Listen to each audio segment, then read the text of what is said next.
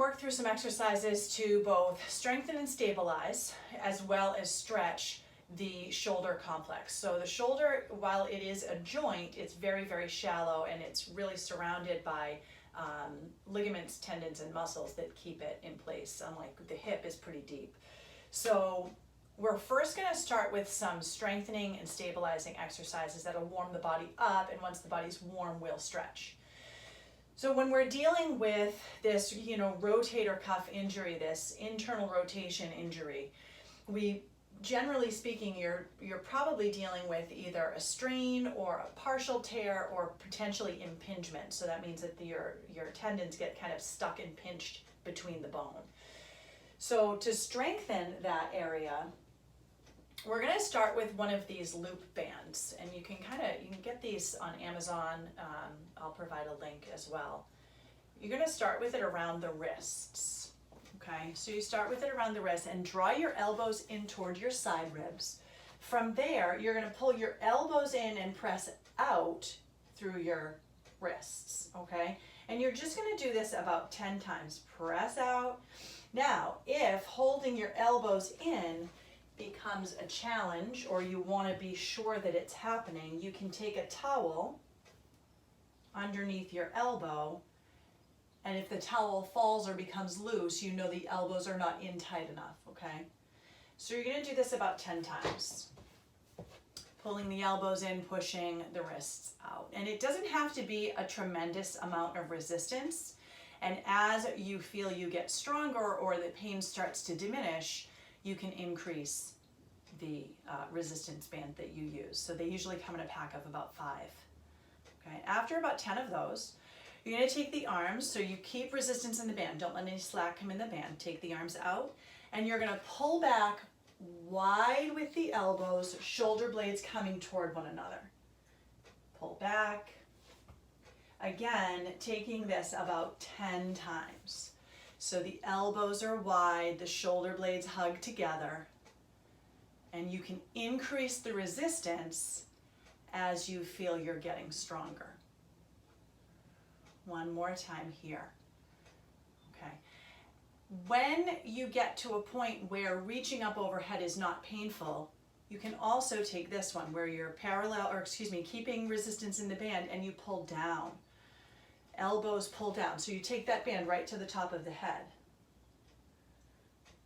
This will all depend on how your range of motion feels here. This might be something that you add on after a few weeks of doing the others, okay?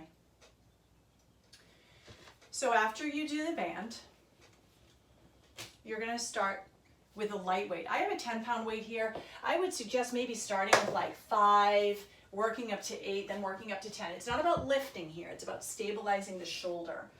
And you're going to lie flat. And if my right shoulder is the shoulder that's giving me the problem, I'm going to lie flat and keep the weight in my hand and just draw up and off the shoulder, off the blade, so blade comes to the floor.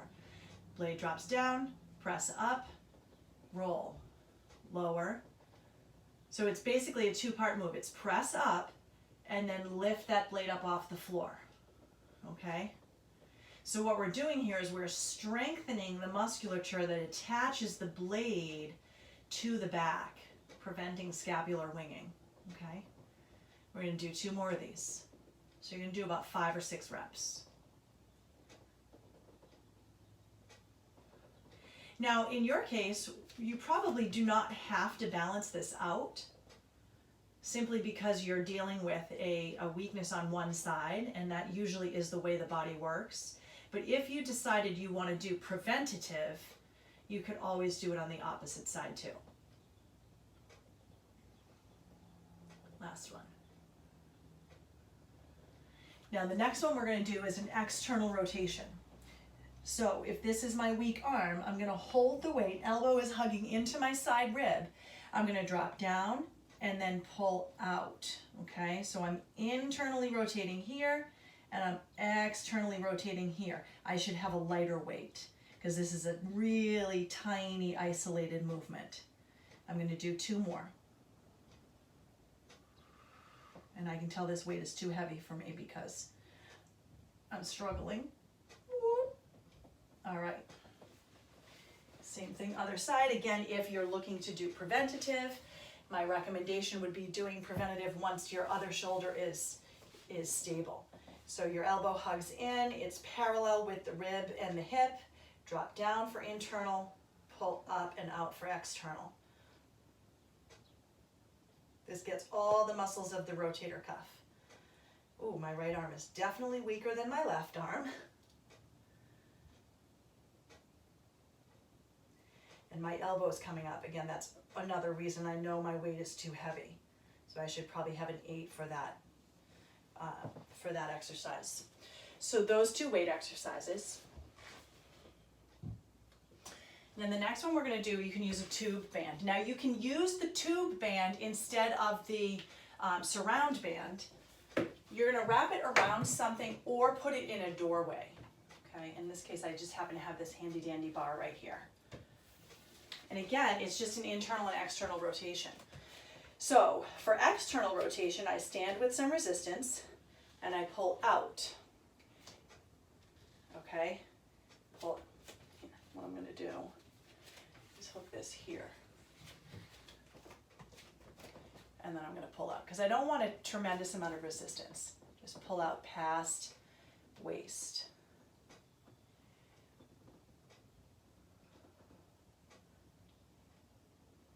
For internal rotation, you just turn the other way and I'll show you. And you're going to pull in. Hopefully you can see this. You're going to pull in across the body, keeping the bend at 90 degrees. Okay. So internal rotation will be easier to see this way. Elbow hugs in. I come across the body.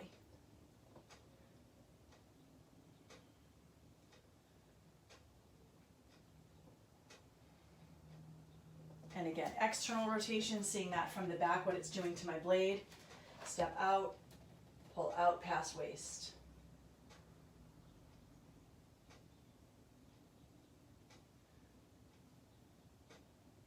Last one. So about 5 reps of everything, okay? Another one you can do, taking the hand to the top of a chair, to a bar, to anything that is stable and firm. Push down, continue to push down and walk away. That's going to stabilize the shoulder joint. Continue to push down, walk up. Push down, walk back. Push down, walk up. So you're consistently pushing through the heel of the hand,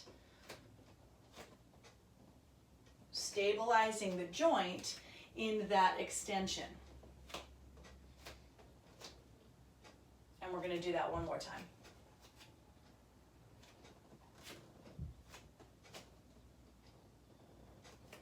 Okay. And the last stabilizing / strengthening that we're going to do, we're going to come down into either a tabletop, which is hands and knees, or a plank. I'm going to show it to you both ways because you want to take it slow in this one. This, again, is a stabilizer to help prevent scapular winging, which will weaken some of the rotator muscles and prevent scapular winging will weaken and create pain. If we do this exercise, it will prevent it. So what we want to do is drop the chest. This is called scapular push-ups. Drop the chest down and then push up. So what's happening is the blades are pulling up off of the shoulders, or off of the ribs, excuse me, and then they are retracting back, okay? So it's a protraction and retraction of the blades. You can do the same thing from plank position. You'll step back into plank, shoulders stacked over wrists, balls of feet stacked under heels. You're just dropping down. There's no bend in the elbows and pushing up. That provides some stabilization of what's called the serratus anterior. You're going to do one more. And now we're going to start into stretching. So just start by pressing your hips back to your heels. And we're going to take a rotation of the arms. So the palms will flip out and the thumbs will face to either side of the mat or either side of the room. And you may even feel this in the rotator, right up in the shoulder joint. If that becomes too much, thumbs facing up, and only as you begin to get a little bit more mobility will you start to peel those thumbs open. You're going to come to sit on your heels or sit in a chair. You can do this throughout the day. These are just shoulder shrugs. So I'm going to turn so you can see what's happening in my back. We tend to, especially in our dominant arm, we tend to roll inward, okay? So what we want to think about doing is rolling out, palms face outward, shoulder blades hug together. Back to neutral. Shoulder blades hug together. So you're thinking about this V shape in the blades, pull down and together. So from the front, it looks like this, rolling and release to neutral. Rolling and release to neutral. Last time, roll, hug, squeeze. Imagine you're squeezing a pencil between the blades and then release that. From there, let the hands come behind the back, interlace the knuckle or the fingers. Draw the knuckles down, and then imagine you could push the pinky side of the hand back. Now again, if you're dealing with impingement or a tear, you do not have to go far to feel this stretch. But give it a few breaths in this position.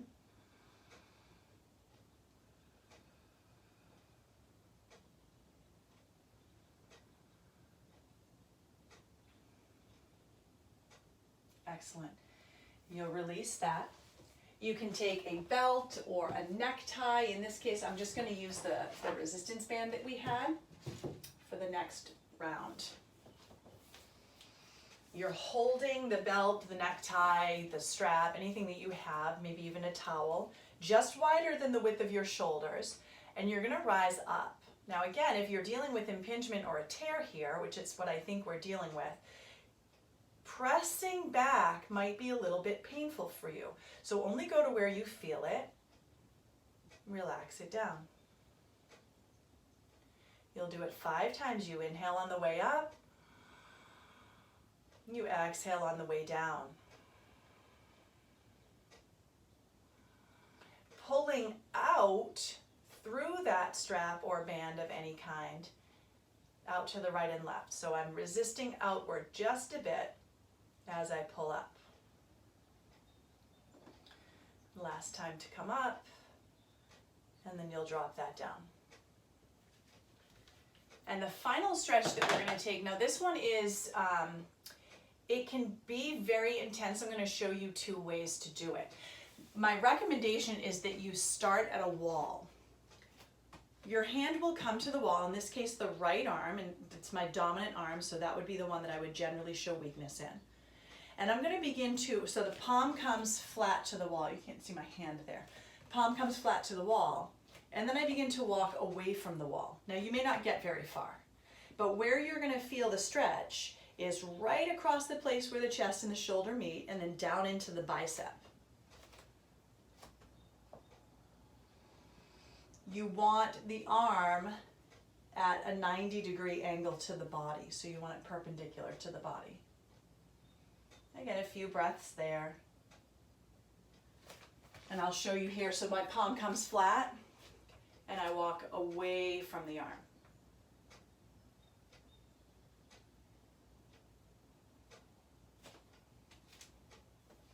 The deeper way to take that is taking it on the floor and using the weight of your body and gravity. It's the same idea.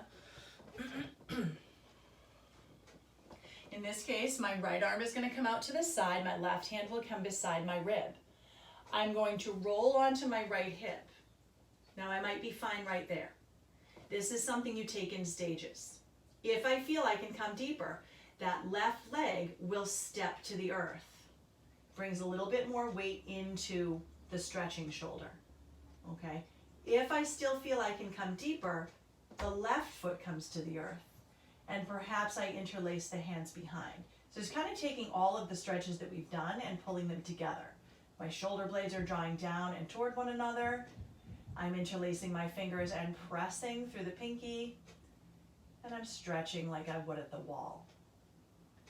After a few breaths there, I do recommend that with the stretching, you take both sides just to even it out.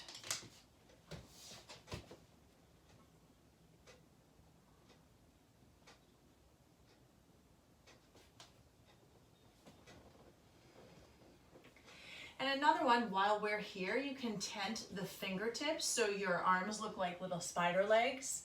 And you would drop the shoulder joint down and look over the opposite shoulder. It's a pretty deep stretch right there. And then you could take it right in the other direction. You can take one or two to each side.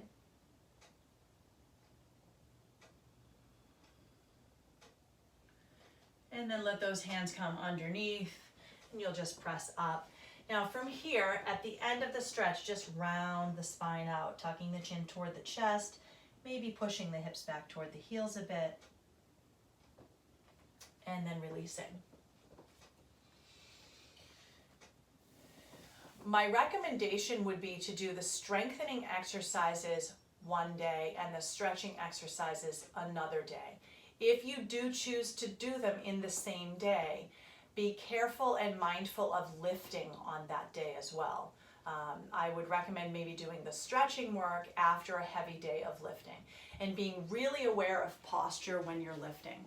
So, you know, again, neutral body is about here. So your thumbs face forward. If there's some internal rotation happening in the shoulder, which tends to happen if we're at a desk, you would see a little bit more turn in of the thumb. All right, so we really want to work to open that up and release any impingement that's happening, okay? And then strengthen and stabilize the ligaments, tendons, and muscles that surround that joint. So that's our goal, and I hope that it all works. All right, let me know.